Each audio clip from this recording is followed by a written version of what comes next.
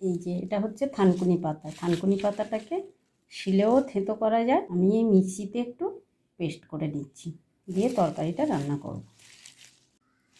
রোজ সকালে কাঁচা পাতা খেলে 2-4টে করে খুবই ভালো, কিন্তু অনেক আছে বলে আমি তরকারি করছি। মিক্সিতে বাটা হয়ে গেছে, একটু জল দিয়ে বাটবেন, হয়ে যাবে তাড়াতাড়ি।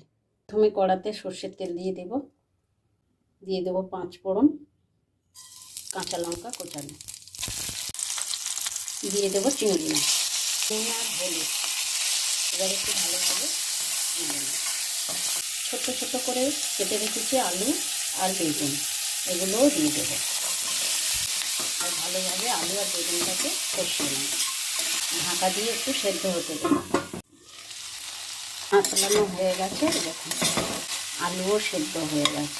এবার দিয়ে দেবো বেটে রাখা থানকুনি পাতাগুলো, আর দিয়ে দেবো কোচানো কাঁচা লঙ্কা। ঢাকা দিয়ে 1-2 মিনিট মতন রাখবো। থানকুনি পাতার চচ্চড়ি হয়ে গেল। কেউ চাইলে চিংড়ি মাছ না দিয়েও করতে পারেন। চিংড়ি মাছ ছাড়া আমি যেভাবে পদ্ধতিতে করলাম সেইভাবে করলেই হয়ে যাবে। হয়ে গেল আমার থানকুনি পাতার চচ্চড়ি।